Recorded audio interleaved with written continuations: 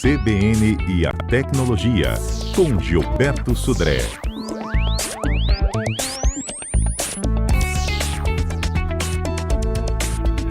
Gilberto tem cara de senha de 30 dígitos. Não é não, Gilberto? Bom dia. Bom dia, Fernanda. Bom dia, ouvintes da CBN. Exatamente, viu, Fernanda? Sabia.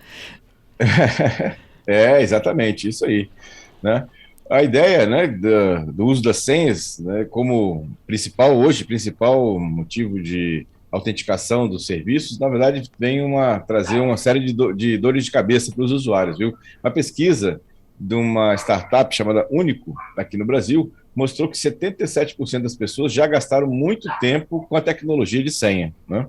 82% afirmaram que já perderam tempo solicitando a recuperação de senhas esquecidas e 44% disseram que esse processo de tentar recuperar a senha fez, inclusive, que elas perdessem dinheiro, né, por não ter conseguido pagar alguma conta no momento certo em relação a isso. Então, é uma questão bastante complicada. Nessa mesma pesquisa, inclusive, olha só, um número assim, surpreendente, né? Ou seja, relatou nessa pesquisa que 80% da população que pesquisada aqui já precisou anotar suas senhas em papel ou até mesmo no bloco de notas do celular, que a gente já falou aqui que é um ambiente bastante inseguro nesse caso, né? Então veja que é uma preocupação bastante complicada, né? Ou seja, um uso, né, desse tipo de tecnologia bastante complicado. Pois é, tem quem escolha uma senha para tudo, porque aí é fácil de guardar, a gente não vai esquecer nunca, né? Difícil é quando o banco entrega a senha pronta pra gente, aí a gente não tem opção de trocá-la, aí já era, aquela eu sempre esqueço. Exatamente. Essa é uma questão, ou seja, talvez o problema mais complicado, né, desse uso de senha é quando, o mais vulnerável, vamos chamar assim, é quando a gente usa a mesma senha em vários serviços diferentes. Isso talvez seja a parte mais vulnerável do processo, porque a gente tem visto diversos vazamentos de senhas de vários serviços diferentes, e quando uma senha dessa vaza e você está usando essa senha em outros locais, isso acaba gerando uma vulnerabilidade, porque se o atacante pegar aquela sua senha e tentar usar em outro local, vai conseguir. Então, essa é uma situação diferente. E aí, como você comentou no começo, né, do nosso bate-papo aqui, o uso de uma senha complexa é bastante importante e diferente. Então, com isso, né, ou seja, realmente fica difícil você lembrar de tudo ou de todas as senhas de memória. E aí a sugestão é o cofre de senhas mesmo. Tem vários aplicativos de cofre de senhas gratuitos hoje já disponíveis. Você pode instalar no seu celular e precisa guardar apenas uma senha, que é a senha que abre o cofre de senhas. Daí para frente, o cofre vai te informar as senhas daquele serviço, e aí você pode escolher senhas complexas, grandes e diferentes para cada serviço diferente na internet. Uhum. Tem alguns smartphones também que salvam senhas, né? Na verdade, sim, tem vários, né, que salvam senhas. Sem cofre. Tem também, tem assim, vários modelos de smartphones que já têm um serviço de cofre de senhas instalado, inclusive tem até aplicativos de antivírus que vem aí na versão paga, muitas vezes, na versão paga, que tem também um cofre de senhas já incorporado na solução, no aplicativo. Também uma solução interessante nesse caso, né? Ou seja, dos antivírus que tem essa possibilidade também. O que não é recomendado é você salvar senhas no navegador, né? Sempre que você entra num serviço que usa senha, o navegador muitas vezes te pergunta assim, você quer salvar essa senha então aqui no navegador? Então a sugestão é não salvar no navegador, porque aí, nesse caso, o armazenamento dessas senhas nos navegadores é bastante inseguro. Entendido. Olha, eu já tenho aqui o primeiro ouvinte compartilhando o drama da senha. É o Francisco, o Daniel vai me ajudar aqui a exibir o áudio dele. Vamos ouvir? Vamos ouvir, Fernando. Meu nome é Francisco, eu esqueci a senha da minha CNH digital, que eu perdi meu telefone e não consigo mais baixar minha CNH digital em telefone nenhum. Boto lá, esqueci minha senha e não consigo mais. Está me causando um maior transtorno. Tá vendo, Gilberto? Esse é um problema exatamente que a pesquisa já identificou, né? Que pessoas que perdem tempo e muitas vezes até dinheiro, né? Tentando recuperar uma senha que ele esqueceu em relação a isso. Então, a ideia de salvar em senhas em locais como, por exemplo, cofre de senhas, o cofre de senhas ele pode ser armazenado, o banco de dados no cofre de senhas pode ser armazenado na nuvem, no Google Drive, por exemplo. Então, mesmo que você perdeu o celular, as senhas continuam preservadas. E como o banco de dados está criptografado, não assim, o risco é baixo de você colocar ele, por exemplo, na nuvem. Uhum. Vamos lá, o Vando. Gilberto, sobre senhas, ao instalar um cofre digital, a gente não está tão vulnerável quanto a gente faz com outros aplicativos, né? Por exemplo, se alguém conseguir hackear o cofre, vai estar lá a chave do tesouro. É verdade, só que o que acontece é que esses aplicativos especificamente feitos para armazenar senhas, eles usam criptografias muito fortes. Então, realmente é bastante difícil, né? Não é impossível, obviamente, mas é bastante difícil de você ter o seu cofre de senha, por exemplo, invadido, né, ou quebrado. Por isso que é interessante, né, você usar esses aplicativos, evitar, por exemplo, salvar num documento do Word ou num bloco de notas. Ou seja, a ideia aqui não é zero risco, na verdade é você reduzir o risco a um valor bastante baixo, que é utilizando os cofres de senhas. Uhum. Ele está sugerindo aqui o bom e velho caderninho. É.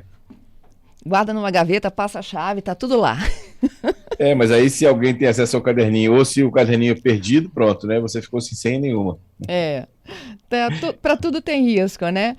E tem um ouvinte Exatamente. aqui, o Gerson, me dando uma dica aqui da senha de banco, né? Quando o banco manda a senha do cartão, por exemplo, de crédito, né? Vai lá e troca. Só levar o cartão no banco, coloca no caixa eletrônico, escolhe uma nova senha, dá tudo certo. Verdade, verdade. Se a senha que você escolheu não é aquela, você escolher, vai no banco e troca por uma outra, sem problema nenhum. E quando a gente esquece, esse nosso ouvinte aqui, ó, da CNH Digital, geralmente os acessos aos aplicativos do governo é o gov.br, não é? Se ele esqueceu para digital, acho que ele não vai conseguir entrar em nenhum outro. Isso é porque acho que entra pelo CPF. Nesse caso, ele deve ter um cadastro. Normalmente esses cofres de senhas ou esses serviços, eles têm uma forma de você fazer a recuperação dessa senha, associado normalmente a um e-mail. Então, se você tem um e-mail e cadastra esse e-mail, ou mais à frente você pode usar o e-mail ou um número de telefone, por exemplo, para recuperar essa senha principal. Não é fácil não, né? Ô Gilberto, hoje, até hoje, né, quando você faz um cadastro novo, por exemplo, vou fazer uma compra na internet. Aí você precisa de fazer o seu primeiro o seu cadastro para efetivar a compra, né? Mesmo que você queira pagar, por exemplo, num boleto, né? Não queira colocar lá os dados do seu cartão. Aí você coloca nome, endereço, até para entrega também.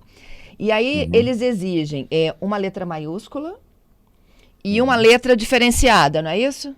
Exatamente. Normalmente, assim, o ideal é que você use uma letra maiúscula, uma letra minúscula, pelo menos, né? Um número e um símbolo, né? Então, essa seria uma ideia de uma senha forte. E aí, depende do serviço, o tamanho da senha. Tem serviços que exigem 7, tem serviços que exigem 8, né? Então, aí depende do serviço, eles exigem essa situação.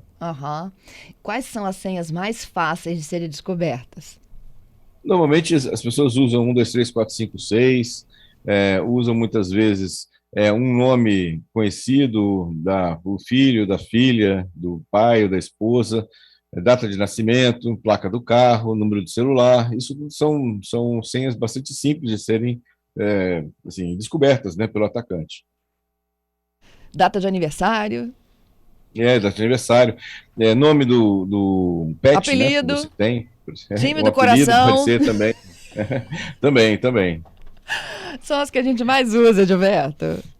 Que a gente não esquece nunca. Ou um lugar que você viajou, né? Então tem várias opções aí, já vi de vários tipos aí diferentes. E ó, quando eu falei do gov.br que te impede de acessar tudo quanto é aplicativo do governo, olha o áudio aqui que chegou. De novo, o Francisco falando sobre esse drama dele aí de perder a senha. É isso que aconteceu, eu não consigo entrar em nada que é do governo. Nem mais CNH digital, nem carteira profissional, nem identidade, mais nada. E tá difícil eu recuperar isso aí. Então, eu passei por isso, Gilberto. Eu tive que ir lá no serviço do gov.br e não adianta você ficar mandando, ele te mandar código de segurança, e-mail, não. Você tem que ir lá no serviço e notificar o problema. Aí eles fazem uma análise da sua situação. E aí... Aí 3 dias depois eles me mandam um e-mail dizendo que é para eu resetar e começar tudo de novo. Olha só o transtorno disso, né? Olha só como é que o tempo que você perde, né, para recuperar uma senha. Não, e são Realmente 3 dias que você fica aflita, porque você fala assim, meu Deus, mas eu lembro a senha que eu salvei naquele negócio, né? Aí você fica tentando, quando você tenta 3 vezes, ele bloqueia. Então, hoje a gente tem tanta coisa, né? Ou cuida de tanta coisa ao mesmo tempo, por isso que confiar muitas vezes na memória é mais complicado, e aí o cofre de senhas ajuda nesse caso. Isso. E aí uma dica pro Francisco, vai lá no site, o gov.br, que lá você encontra esse passo a passo de como você conversar com ele sobre a situação que você está vivendo. Ah, sim. É isso. Bom, Muito tá bem. chegando mais gente aqui. O Daniel tá ouvindo os áudios para que a gente possa ter qualidade aqui para os demais colegas possam acompanhar também. Enquanto isso, Gilberto, vamos para os nossos assuntos, né? Vamos lá. Viralizou. O que anda viralizando? Muito bem, Fernanda. Na quarta-feira agora dessa semana, a Samsung fez um evento de divulgação das novidades, né? Que ela vai estar lançando agora para esse segundo semestre. E aí, a vedete desses lançamentos os smartphones dobráveis, né? Então, ele lançou aí o Z Fold 4, né? Com o Android 12L mais atualizado para dispositivos de dispositivos dobráveis, né, de celulares dobráveis. E aí esse aparelho da Samsung tem um mecanismo novo de dobradiça que promete, segundo a Samsung, 200 mil aberturas e fechamentos sem problema nenhum, né? Vamos ver como é que vai funcionar, né, isso aqui. Também foram lançados relógios e fone de ouvido novo, né? Inclusive com aparelhos que têm uma tela com resistência maior, né, em relação a isso, e várias funcionalidades aprimoradas. Então, agora, os preços ainda não foram liberados para o Brasil, né, mas nos Estados Unidos já foram liberados. O aparelho dobrável vai ficar na faixa de $1.800, bastante salgado, né, o preço, né, para lá. E aqui os relógios na faixa de $280, lá nos Estados Unidos. Aqui no Brasil ainda não foi liberado ainda. Em relação à Apple, uma novidade dessa semana também é que a Apple atualizou os preços dos produtos que ela vende no Brasil, de iPhones, Macs, iPads no Brasil. E aí, em média, ficaram 7% mais caros aqui no Brasil os produtos da Apple. O que não sofreu nenhum tipo de atualização foi o Apple TV e os AirPods também não foram atualizados nos seus preços, mas os computadores, né, MacBook Pro e os iPhones sofreram um aumento, né, em média 7% nos seus valores. E já é caro, imagina agora. Exatamente, né? E uma última notícia que me chamou a atenção essa semana é que o Instagram ele está testando já uma funcionalidade de post agendado. Então você vai poder cadastrar, né, um post, uma publicação no seu perfil do Instagram, e ele vai dizer uma data para frente, onde você quer que ela seja publicada, nessa data.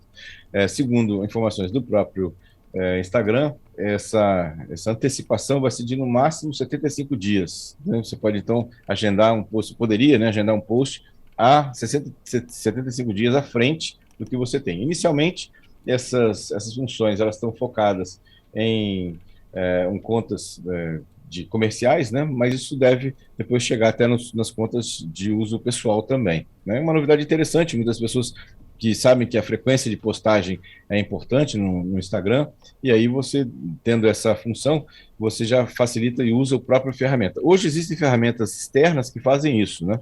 Mas, e agora com essa função, você deixaria de usar as ferramentas externas e usaria o próprio Instagram para fazer esses agendamentos. Excelente. Eu tenho mais perguntas aqui, Gilberto. Antes de eu passar para um outro tema, eu vou chamando aqui a Adélia. A Adélia conta da recuperação de senha, qual foi o caminho que ela buscou, tá bom? Vamos ouvir. Ok. Bom dia. Para quem está com problema na senha, eu já tive também da senha da CNH ou do Gov. A gente consegue restaurar a senha pelo banco, ou Banco Brasil, ou Banco do Brasil, da Caixa, ou Bradesco. Pelo seu banco você consegue resgatar a senha, ok? Ó, que legal, obrigada, Adélia. Boa. Ótima dica, né, para quem está com dificuldade de recuperação de senhas do gov.br. Uhum. Bom, eu vou exibir aqui o áudio do Gilmar. A pergunta não é sobre senhas, tá? E a gente responde depois do repórter CBN, ok, Gilberto? Ok. Vamos lá. Bom dia, Fernanda. Eu gostaria de perguntar para o Gilberto se é possível eu acessar um celular sem o chip para eu ver umas mensagens minhas do WhatsApp que eu não consegui transferir as mensagens e o número dos telefones. Esse telefone ele está sem chip. Gostaria de saber se tem condições de eu acessar essas mensagens de WhatsApp que estão nele. Ok. A gente responde já já, Gilberto. Vamos para o Repórter CBN. Positivo. Em instantes, Gilberto está de volta. 11h04, sexta-feira. É dia de tecnologia aqui na CBN Vitória. Debate do dia sobre senha. Quem nunca, gente, esqueceu de uma senha, né? Que tenha sido escolhida ou definida por alguém e já passou por algum perrengue. E o Gilberto estava brincando conosco aqui que dá para fazer as pazes com as senhas. A gente pode entender um pouco melhor de tecnologia, ter um cofre de senhas, ao invés de anotar no caderninho, né? E agora chegou a fase das perguntas e respostas, de outros temas que os ouvintes vão pedindo nossa ajuda, e uma delas é do Gilmar, que eu exibi há pouco. Ele quer acessar um celular sem chip para dar uma olhada nas mensagens do WhatsApp, que ele não conseguiu transferir. Como é que ele salva isso?